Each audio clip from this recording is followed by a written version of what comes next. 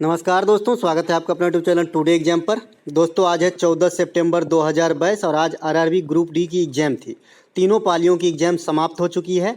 तीनों पाली की एग्ज़ाम में जीके जीएस सेक्शन से जो भी प्रश्न पूछे गए सभी प्रश्नों को लेकर आ गए हैं।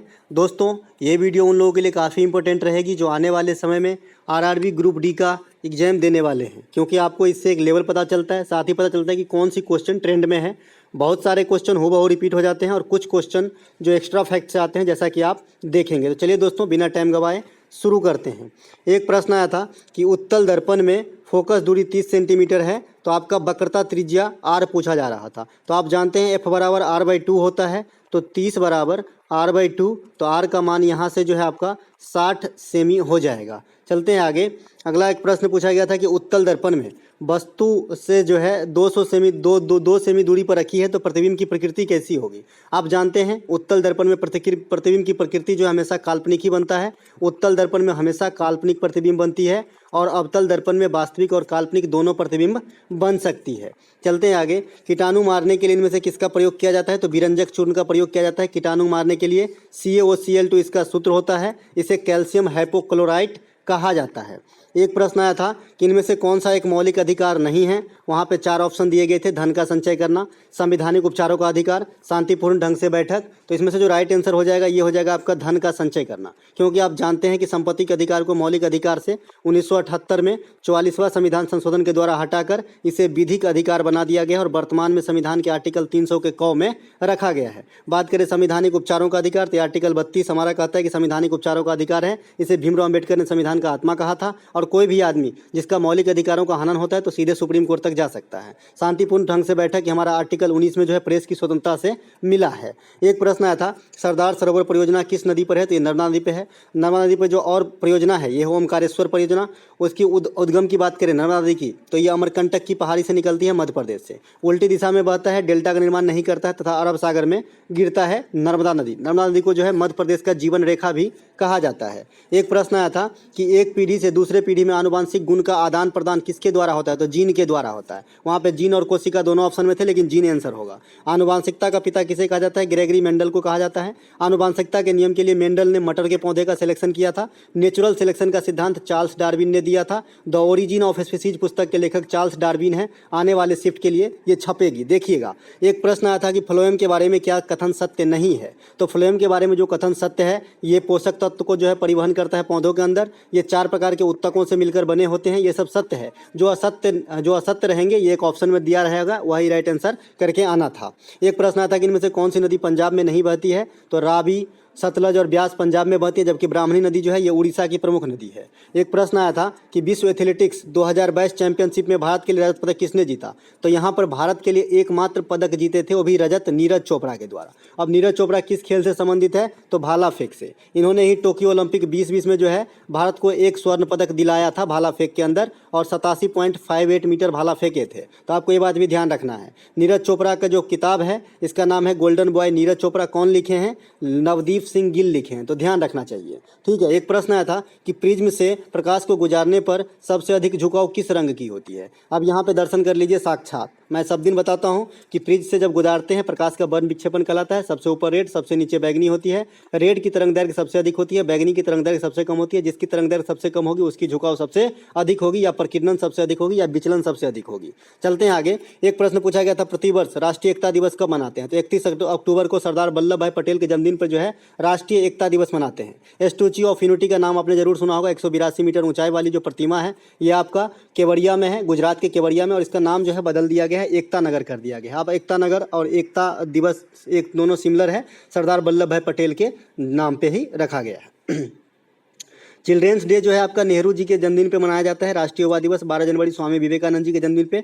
राष्ट्रीय खेल दिवस मेजर ध्यानचंद की जन्मदिन पे मनाया जाता है 29 अगस्त को। उसके बाद जो किसान दिवस है ये चौधरी चरण सिंह के जन्मदिन पे, जो भूतपूर्व प्रधानमंत्री रहे हैं, इनके जन्मदिन पे मनाया जाता है। शिक्षक दिवस 5 सितंबर एस राधाकृष्णन साहब जो हमारे देश के प्रथम उपराष्ट्रपति और सेकंड राष्ट्रपति हुए, इनके जन्मदिन पे। उसके बाद सुशासन दिवस जो है ये अटल बिहारी वाजपेयी के जन्मदिन पे मनाया जाता है 25 दिसंबर को। चलते हैं आगे। अगला एक प्रश्न पूछा गया था, विद्युत मोटर किस सिद्धांत पे कार्य करती है? तो विद्युत मोटर जो है आपका विद्युत का चुंबकीय प्रभाव पे काम करती है। विद्युत मोटर जो है इलेक्ट्रिक ऊर्जा को यांत्रिक ऊर्जा में बदलती है और डायनेमो जो है यांत्रिक ऊर्जा को विद्युत ऊर्जा में बदलती है। इसका जस्ट उल्टा है, ठीक है। एक प्रश्न आता है कि आर्य समाज के संस्थापक कौन थे? तो स्वामी दयानंद सरस्वती आर्य समाज के संस्थापक 1875 में। इन्होंने मुंबई में आर्य समाज के संस्थापक किया था। वेदों की ओर लौटो का नारा दिया था इन्होंने ही। तो आपको सत्यार्थ प्रकाश इनके पुस्तक हैं, तो ये बात भी आपको ध्यान रखना है। ब्रह्मा समाज के संस्थापक राजा राम मोहन राय 1828 कलकत्ता में किए थे। उसके बाद 86वां संविधान संशोधन कब किया गया था? तो ये 2002 में किया गया था, शिक्षा से संबंधित है। और ब्रह्म समाज के संस्थापक जो राजा राम मोहन राय, इसे आधुनिक भारत का पिता भी कहा जाता है, तो ये बात भी ध्यान रखिएगा। सती प्रथा जो है इन्हीं के प्रयास से अंत किया गया था। दोस्तों थोड़ा फास्ट चल रहा हूँ, नहीं तो वीडियो काफ़ी लंबी हो जाएगी।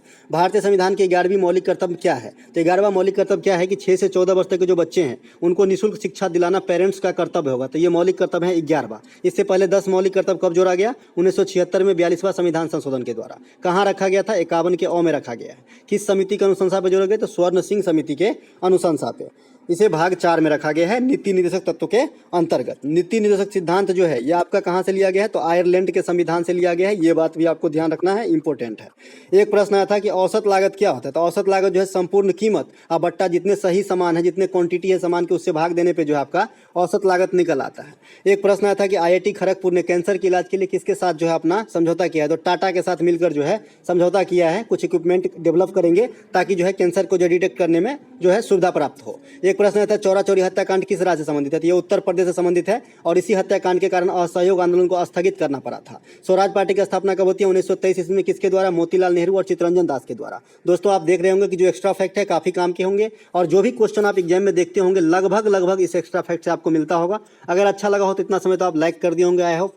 असहयोग आंदोलन गांधी जी कब चलाए थे? 1920 ईस्वी में। नमक सत्याग्रह कब चला था? 1930 ईस्वी से दांडी मार्च भी कहा जाता है। भारत छोड़ो आंदोलन 1942 में गांधी जी के द्वारा। इसी आंदोलन में जो है डू और डाई का नारा दिया था और 8 अगस्त को हुआ था, इसलिए इसे अगस्त क्रांति भी कहा जाता है।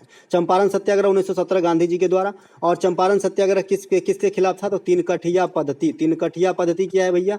तो 1/3 भूमि पे जो है नील की खेती अनिवार्य कर दिया था वहाँ के किसानों को, इसी के खिलाफ जो है ये आंदोलन हुआ था। एक प्रश्न रिपीट किया गया था कि लाल बहादुर शास्त्री अंतर्राष्ट्रीय संस्कृत विद्यालय कहाँ स्थित है? तो ये न्यू दिल्ली में है। इससे पहले भी पूछा जा चुका है ये प्रश्न। एक प्रश्न पूछा गया था कि IPL 2022 का फाइनल मैच कहाँ हुआ था? तो फाइनल मैच मोटेरा स्टेडियम, जिसका वर्तमान नाम नरेंद्र मोदी स्टेडियम कर दिया गया है, ये गुजरात में है। यहीं पे जो है फाइनल मैच खेला गया था। IPL 2022 में कितने टीम भाग लिए थे? 10 टीम भाग लिए थे। स्पॉन्सरशिप किसके पास था? टाटा के पास था। इससे पहले कौन कर रहे थे स्पॉन्सरशिप? तो वीवो कर रहे थे, इसको रिप्लेस किया था। विजेता कौन रहे? गुजरात टाइटंस। उप विजेता कौन रहे? राजस्थान रॉयल। इसके बाद बात आती है कि ऑरेंज कैप किसे मिला? तो ऑरेंज कैप आपको जॉस बटलर को दिया गया। पर्पल कैप आपको युजवेंद्र चहल को दिया गया। जो सबसे ज्यादा रन बनाता है उसे जो है ऑरेंज कैप मिलता है। जो सबसे ज्यादा विकेट लेते हैं जो है पर्पल कैप दिया जाता है। IPL में सबसे अधिक रन जो है विराट कोहली के नाम है, सबसे अधिक विकेट डेवन ब्रावो के नाम है, सबसे अधिक छक्का जो है क्रिस गेल के नाम है। चलते हैं आगे। इससे आज IPL से दोनों शिफ्ट में प्रश्न पूछे गए। सेकंड शिफ्ट में पूछा गया था कि IPL में जो है RCC का कप्तान कौन था? तो फाफ डु प्लेसिस। किसी परिपथ में 5 ओम तथा 6 ओम के 2 प्रतिरोध जो है 12 वोल्ट की बैटरी से जरूरी है? तो परिपथ में विद्युत धारा। अब यहाँ पे मैं बताया था कि मिसप्रिंट हो गया है, समांतर क्रम में कर लीजिएगा। तो समांतर क्रम में करने के लिए क्या होता है? टोटल प्रतिरोध 1/R बराबर 1/R1 प्लस 1/R2 होती है। तो यहाँ पे मैं रख दिया 1/5 प्लस 1/6, तो हो जाएगा LCM 30 हो जाएगा और 6 और 5 11/30 हो जाएगा, है ना? 11/30। तो रेजिस्टेंस कितना निकला? 30/11। अब V बराबर RA में डाल देना है, तो V बराबर कितना है? 12। और यहाँ पे धारा का मान निकालना है, तो 12 × 11/30 आपका आंसर हो जाएगा, जो भी आएगा, ठीक है। एक प्रश्न आया था कि जब कॉपर को H2SO4 से अभिक्रिया कराते हैं तो प्रोडक्ट क्या बनता है? तो CuSO4 बन जाता है, कॉपर सल्फेट बन जाता है और आपका जो है हाइड्रोजन गैस बाहर निकल जाती है। एक प्रश्न आया था हेलोजन किस वर्ग के तत्व हैं? तो ये वर्ग 17 में रखा गया है। हेलोजन क्या है? क्लोरो है, फ्लोरो है, ब्रोमो है, आइडो है, ये सब हेलोजन है, ठीक है। आधुनिक आवर्त सारणी में कुल कितने तत्व हैं? तो 118 है। धातु कितने हैं? 91 है। अधातु कितने हैं? 20 है। उपधातु कितने हैं? 7 हैं। आवर्त सारणी में बात करें कितने आवर्त और कितने वर्ग हैं? तो 7 आवर्त और 18 वर्ग हैं। प्राचीन वाले में 7 आवर्त और 9 वर्ग थे। खोजकर्ता मौसले हैं। प्राचीन वाले का कौन है? मेंडेलीव है ना? तो ये सब आपको फर्क भी आना चाहिए। परमाणु क्रमांक पर आधारित है, प्राचीन वाले जो है परमाणु द्रव्यमान पर आधारित होता था। समूह 17 में हेलोजन है और समूह 17 में अक्रिय गैस। अब अक्रिय गैस क्या है? Helium, argon, krypton, xenon, radon, neon, ये सब जो है अक्रिय गैस है। अक्रिय गैस के खोजकर्ता जो है विलियम रैमजे हैं। आपको ये बात भी ध्यान रखना है। अक्रिय गैस कहने का मतलब इसे नोबेल गैस भी कहते हैं और ये किसी तत्व से प्रक्रिया नहीं करती है, ठीक है। एक प्रश्न आया था कार्बन किस वर्ग का तत्व है? तो 14 का है। कार्बन का परमाणु क्रमांक कितने होते हैं? 6 होते हैं। यह धातु है। अपरूप कौन कौन सा है? हीरा, ग्रेफाइट, कोयला, फुलेरिन। लेकिन ग्रेफाइट जो है ये विद्युत का सुचालक होता है, अपवाद है। तो आपको ये बात भी ध्यान रखना है, ग्रेफाइट का उपयोग नाभिकीय रिएक्टर में मंदक के तौर पे, इसके बाद पेंसिल बनाने में किया जाता है। वित्त आयोग का गठन किस अनुच्छेद में होती है? तो 280 में होती है। कौन करता है? राष्ट्रपति। कितने वर्षों के लिए? 5 वर्षों के लिए। 15वीं वित्त आयोग चल रहा है, इसके अध्यक्ष कौन है? एनके सिंह है, नंद कुमार सिंह है। चलते हैं आगे। एक प्रश्न पूछा गया था कि पालीताना जैन मंदिर कहाँ स्थित है? तो ये गुजरात में भावनगर में है। गुजरात भावनगर में नमक अनुसंधान केंद्र भी है। माउंट आबू में जो है आपको जैन मंदिर, ये भी आपको दिलवारा के जैन मंदिर जो माउंट आबू राजस्थान में है, ये बात भी आपको ध्यान रखना है, ठीक है। एक प्रश्न आता है कि लोसार त्योहार किस राज्य में मनाया जाता है? लोसार जो है आपका हिमाचल प्रदेश, कश्मीर, लद्दाख इस समय मनाया जा सकता है, क्योंकि जहाँ जहाँ बौद्ध धर्म के लोग रहते हैं वहाँ मनाया जा सकता है। लोसांग की बात करेंगे तो लोसांग आपका सिक्किम हो जाएगा, ठीक है। लोसांग जो है ये सिक्किम हो जाएगा। उसके बाद hornbill Nagaland, कचाई lemon festival Manipur, लाई हरोबा त्रिपुरा और मणिपुर दोनों मनाया जा सकता है। ये जितने भी त्यौहार के नाम है यहीं से क्वेश्चन आएंगे और आपको पीडीएफ, पुराना पीडीएफ में मिल जाएगा, मैं 7-8 दिन पहले ही दे चुका हूँ। बांग्ला तो महोत्सव जो है ये मेघालय में मनाया जाता है, लोग बंगाल मार के आते हैं, गलत करते हैं। करची पूजा जो है त्रिपुरा में मनाया जाता है, सागा दावा सिक्किम में, नौंकड़े मेघालय में, चपारकुट मिजोरम में, कांगचिकवा मणिपुर में, कचाई लेमन ये सब मणिपुर में, लोसांग सिक्किम में, अम्बुबाची असम में, मौसेतुंग नागालैंड में। मेरी गारंटी है कि जो भी त्यौहार आएगी 90% चांस है कि यहीं से आएगी और आज तक आया है, आगे भी आता रहेगा। चलते हैं आगे। एक प्रश्न आता है 73वां संविधान संशोधन विधेयक कब लाया गया? तो 1992 में लाया गया था, हालांकि 93 में लागू हुआ था, ठीक है। एक प्रश्न है कि ग्राम पंचायत से संबंधित प्रश्न नहीं है, मैं एक्स्ट्रा फैक्ट में है। अशोक मेहता समिति, बलवंत मेहता समिति, सिंघवी समिति, ये सभी पंचायती राज व्यवस्था से संबंधित है। शुरुआत कब होती है? 1959 में। कहाँ से होता है? आरजे के राजस्थान के नागौर से। 11वीं अनुसूची और 9वीं भाग, ये भी पंचायती व्यवस्था संबंधित है। 11वीं अनुसूची में टोटल 29 विषय शामिल है, तो ये बात भी आपको याद रखना है। बात करें आर्टिकल 40, आर्टिकल 243, ये दोनों पंचायत से संबंधित है। कार्यकाल 5 वर्षों का होता है पंचायत का। सदस्य बनने है तो न्यूनतम उम्र सीमा 21 वर्ष है और आरक्षण है महिलाओं का 50%, ठीक है। एक प्रश्न आता है कि भारत की प्रायद्वीपीय नदी में सबसे बड़ी नदी, तो ये गोदावरी नदी है। दोस्तों आप लोग ईमानदारी से कहिएगा, जो एनालिसिस आप देखते हैं उससे आपको कितनी फायदा होती है। दक्षिण गंगा जो है इसे कहा जाता है गोदावरी नदी को, और दक्षिण की गंगा अगर कहेगा तो कावेरी नदी होगा, ठीक है। इसके बाद जयकेवाड़ी परियोजना इसी पर स्थित है, नासिक त्रिमकेश्वर महाराष्ट्र से निकलती है। एक प्रश्न आया था कि गीजर में ऊर्जा का रूपांतरण क्या होता है? तो जो इलेक्ट्रिक ऊर्जा है उसका ताप ऊर्जा में होता होगा, हालांकि ऑप्शन प्राप्त नहीं हुआ है। इन धनुष किस नियम पर आधारित है? तो इसका भी ऑप्शन छूटा हुआ है। मेरे ख्याल से इसमें तीनों नियम लगते होंगे, ठीक है। सबसे अधिक स्वर्ण का उत्पादन किस राज्य में होता है? तो कर्नाटक में होता है। केजीएफ पिक्चर आपने देखा होगा, कोलार गोल्ड फील्ड, तो इसी के ऊपर तो बना है। सबसे ज्यादा तांबा एमपी हो जाएगा, पहले राजस्थान में हुआ करता था खेतरी, लेकिन अब जो है एमपी पछाड़ दिया राजस्थान को। हीरा जो है पन्ना मध्य प्रदेश में मिलता है। अबरख जो है आपका आंध्र प्रदेश में सबसे अधिक होती है। एक प्रश्न आया था गढ़वाल में कौन सा आंदोलन हुआ था? ऑप्शन नहीं मिला था इसका। एक प्रश्न यहाँ पर उत्तल दर्पण में फोकस दूरी क्या होगी? वस्तु की दूरी 50 सेमी तथा प्रतिबिंब की दूरी 20 सेमी है। अब मैंने उत्तल दर्पण की क्लू दे दिया हूँ, आप मुझे खुद बता के बताइएगा। उत्तल दर्पण में फोकस दूरी पॉजिटिव लेना है, वस्तु की दूरी नेगेटिव लेना है, और आपका जो प्रतिबिंब की दूरी है पॉजिटिव लेना है, और आपको इस सूत्र में रखना है 1/v बराबर 1/f बराबर 1/v प्लस 1/u, इसी में रख देना है। जहाँ जहाँ साइन चेंज मैंने किया है आपको भी करना है और बनाना है, ठीक है, सीखना है। एक प्रश्न यहाँ पे है कि ओम के नियम से संबंधित आया था,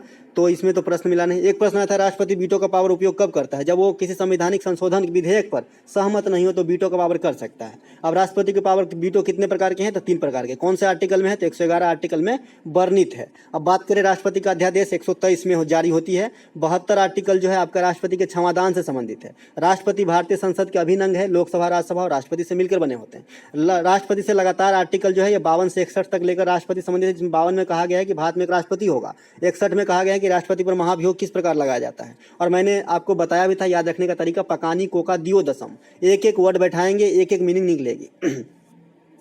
जैसे पकानी, प से पद, क से कार्यपालिका, न से निर्वाचन, इसी प्रकार दसम लास्ट वाला बता देता हूँ। मौ से हो गया महाभियोग, स से शपथ, द से दिशा निर्देश। तो ये जो है राष्ट्रपति से 52 से 61 तक आप बैठा देंगे, पकानी कोका दियो दसम।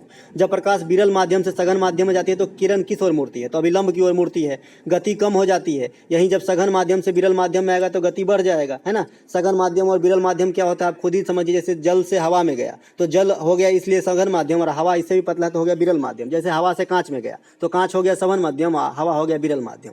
नीतू घनघास किस खेल से संबंधित है? महिला बॉक्सिंग से संबंधित है, ठीक है। और कॉमनवेल्थ गेम 2022 जो बर्मिंघम इंग्लैंड में हुआ था, जहां पे भारत ने कुल 63 या 61 पदक, मैं थोड़ा कंफ्यूज हो रहा हूं, यहाँ पे 61 पदक प्राप्त किए थे भारत शायद, है ना। तो वहां पे जो है आपका ये रजत पदक प्राप्त की थी, ठीक है। एक प्रश्न आया था कि आवर्त सारणी के सबसे अधिक क्रियाशील धातु कौन सा है? तो सीजियम जो है सबसे अधिक क्रियाशील धातु है। आधुनिक आवर्त सारणी में ये बता ही दिया, 118 तत्व हैं, 91 धातु है, 20 अधातु है, 7 उपधातु है, और 24 जो है कृत्रिम ढंग से बनाया गया है, ठीक है। तो ये सब बातें आपको याद रखना है अगर एग्जाम देना है तो, ठीक है।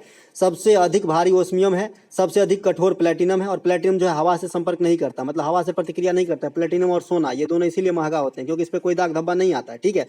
सर्वाधिक समस्थानिक किसके? पोलोनियम के। कितने समस्थानिक होते हैं? 27 होते हैं। हैं। चलते हैं आगे। दोस्तों एक प्रश्न आया था कि इनमें से सबसे ज़्यादा क्वथनांक किसकी होती है, तो ऑप्शन नहीं मिल पाया था। एक प्रश्न आया था कि आपका मार्च 2022 के अनुसार भारतीय जीवन बीमा के निगम के अध्यक्ष कौन होते हैं, MR कुमार है, और इसके जो CEO हैं वो मोहंती जी हैं। तो दोनों बात ध्यान रखना है। एक प्रश्न आया था कि किसी परिपथ में धारा की मान को दोगुना कर देते हैं, अब विभवांतर की मान की जो है दोगुना कर दिया जाए तो विद्युत शक्ति के मान पर क्या प्रभाव करता है। P बराबर आप जानते हैं VI होता है। अब यहाँ पे जो है धारा का मान भी दोगुना कर रहा है, विभवांतर का मान भी दोगुना कर रहा है, तो 2V गुने 2I लिख दें तो 4 गुना हो जाएगा, 4VI हो जाएगा P बराबर। तो P बराबर VI तो सूत्र है, 4 गुना हो गया तो 4 गुना हो जाएगा, है ना। चलते हैं आगे। एक प्रश्न आया था IPL 2022 में रॉयल चैलेंज के कप्तान कौन है, तो फाफ डुप्लेसिस। IPL 2022 में 10 टीम ने भाग लिया, सब तो व्याख्या अभी तुरंत कर ही दिए थे, यही सब यहाँ पे मैंने फिर से छापा हूँ। चलते हैं आगे। चुंबकीय क्षेत्र की दिशा क्या होती है, तो ये आपका जो है दक्षिण ध्रुव से उत्तर ध्रुव की होती है, लेकिन चुंबकीय क्षेत्र है, चुंबकीय रेखा की अगर बात किया जाता तब उत्तर से दक्षिण हो जाता, तो इसमें कंफ्यूजन नहीं करना आपको। एक बच्चे कमेंट किए, मैं इसको समझाया था, ठीक है। चुंबक की रेखा एक दूसरे को नहीं काटती है। चुंबकीय क्षेत्र का मात्रक टेस्ला होता है या वेबर बटा मीटर होता है। फोटोग्राफी में किसका प्रयोग होता है, तो फोटोग्राफी में अर्जेंटम ब्रोमाइड या सिल्वर ब्रोमाइड कहिए उसे ही, तो उसका प्रयोग होता है। तो अर्जेंटम ब्रोमाइड AgBr का प्रयोग होता है फोटोग्राफी में, ठीक है। इसके बाद सोडियम थायोसल्फेट का भी प्रयोग होता है, जिसे हाइपो सोल्यूशन भी कहा जाता है, ठीक है। इसे क्या कहते हैं, हाइपो सोल्यूशन कहा जाता है सोडियम थायोसल्फेट को। तो ये भी फोटोग्राफी में फिक्सर के रूप में प्रयोग होता है, और अर्जेंटम ब्रोमाइड का भी प्रयोग होता है, तो दोनों चीज़ का प्रयोग होता है। दोस्तों इस वीडियो में जो भी प्रश्न, करीब 100 के करीब आपने प्रश्न देखा, आई होप आपको अच्छा लगा होगा। जो भी एक्स्ट्रा फैक्ट है काफ़ी आपको प्रभावित करेंगे। अगर आने वाले समय आप एग्जाम देने वाले हैं तो यहाँ से क्वेश्चन जरूर मिलेगी, और मिलती आई है। जो बच्चे हैं आप कमेंट देख सकते हैं, और जो हमसे बच्चे जुड़े हैं उनसे आप जो है बात कर सकते हैं, आप खुद ही फ़ायदा देखते ही होंगे। तो चलिए दोस्तों, अगर अच्छा लगा हो तो लाइक कर लीजिएगा। मिलते हैं एक नए वीडियो के साथ, कल मिलेंगे। अब तब तक के लिए जय हिंद, गुड नाइट, अपना ख्याल रखें, पढ़ाई पे ध्यान दें, है ना।